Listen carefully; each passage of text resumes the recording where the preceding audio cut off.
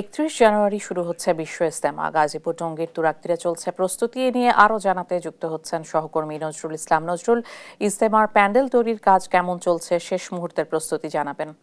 ইশিকা, আপনি যেমনটা বলছিলেন, আপনি জানেন যে ইজতেমার কিন্তু শেষ মুহূর্তে যে প্রস্তুতি সেটা কিন্তু চলছে। আমরা সকাল থেকেই দেখেছি যে বিভিন্ন লোকজন যারা রয়েছে ইজতেমা যে সমস্ত মানুষ এখানে আসতেছেন তাদের কিন্তু আমরা রাস্তায় দেখেছি ট্রাকে বাসে করে কিন্তু ইজতেমা ময়দানের দিকে তারা ঢুকতেছেন। ইতিমধ্যেই কিন্তু খিত্তায় কিন্তু অবস্থান নিয়েছেন সাধারণ মুসল্লিরা। এছাড়া কিন্তু আমরা দেখেছি যে এখানে আজকে কিন্তু পুলিশের আইজি আসছিল, মহাপরিদর্শক আসছিল, সার্বিক যে নিরাপত্তা সেটা কিন্তু দেখার জন্য সাংবাদিকদের সাথে উনি ব্রিফ করেছেন এবং এখানে অবস্থান নিয়েছেন।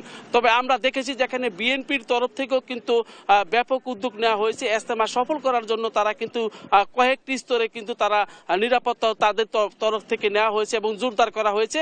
আমরা মাঠে দেখেছি যে এখানে পয় নিষ্কাশন থেকে শুরু করে যে সমস্ত ব্যবস্থাগুলো রয়েছে সেই সমস্ত ব্যবস্থাগুলো কিন্তু সরজমিনে দেখতে গাজীপুর মহানগর যে বিএনপির সাধারণ সম্পাদক রয়েছেন এম মঞ্জুরুল করিম রনি, ওনাকে আমরা দেখেছি যে মাঠে ঘুরে ঘুরে কিন্তু খোঁজ খবর নিচ্ছেন এবং সাধারণ যে মুসল্লি রয়েছেন তাদের শারীরিক খবরও তিনি নিচ্ছেন এবং তাদের ঠান্ডাজনিত বিভিন্ন সমস্যার কিন্তু উনি খোঁজ খবর রাখছেন এবং তাদের পক্ষ থেকেও কিন্তু মহানগর বিএনপির পক্ষ থেকে কিন্তু এই ইজতেমাকে ঘিরে নিরাপত্তা রাখা হয়েছে এবং তারাও কিন্তু এখানে ব্যাপক প্রস্তুতি নিয়েছেন এবং চিকিৎসা সেবা থেকে সব ধরনের সেবা তারা দিবেন এরকমটাই কিন্তু আমাদেরকে জানিয়েছেন। তো এখানে আমি কথা বলবো যে মহানগর বিএনপির যে সাধারণ সম্পাদক রয়েছে তার সাথে আমরা জানার চেষ্টা করবো যে কি রকম ব্যবস্থা আপনারা রেখেছেন।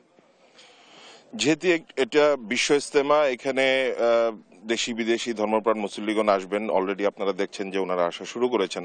তো আমাদের গাজীপুর মহানগর বিএনপির পক্ষ থেকে সব ধরনের সহযোগিতা মুসল্লিদের প্রতি থাকবে এবং এখানে আপনারা জানেন যে বরাবরই সবসময় আমাদের বিএনপির পক্ষ থেকে, ড্যাবের পক্ষ থেকে এখানে চিকিৎসার জন্য মুসল্লিদের চিকিৎসা দেওয়ার জন্য ক্যাম্প করা হয়, সেটি থাকবে।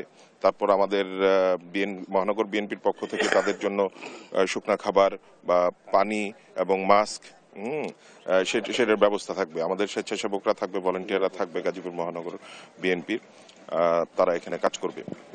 শুনলেন, ওনারা কিন্তু ব্যাপক প্রস্তুতি রেখেছেন, অর্থাৎ এই ইজতেমাকে ঘিরে তাদের যে নিরাপত্তা এবং তাদের নজরদারি সেটা কিন্তু রাখবেন। উনি নিজেই কিন্তু ইজতেমা মাঠে থেকে সকাল থেকে দেখেছি ঘুরে ঘুরে কিন্তু সাধারণ যে মুসল্লি রয়েছেন তাদের কিন্তু ইশিকা খোঁজ খবর রাখছেন এবং বিএনপির পক্ষ থেকেও কিন্তু ব্যাপক এই ইজতেমাকে ঘিরে কিন্তু উদ্যোগ নেওয়া হয়েছে এবং তারা শারীরিক থেকে শুরু করে অর্থাৎ এখানে যে মুসল্লিরা সব ধরনের চিকিৎসা সেবা থেকে শুরু করে সবকিছু তারা দিবেন এমনটাই কিন্তু জানিয়েছেন।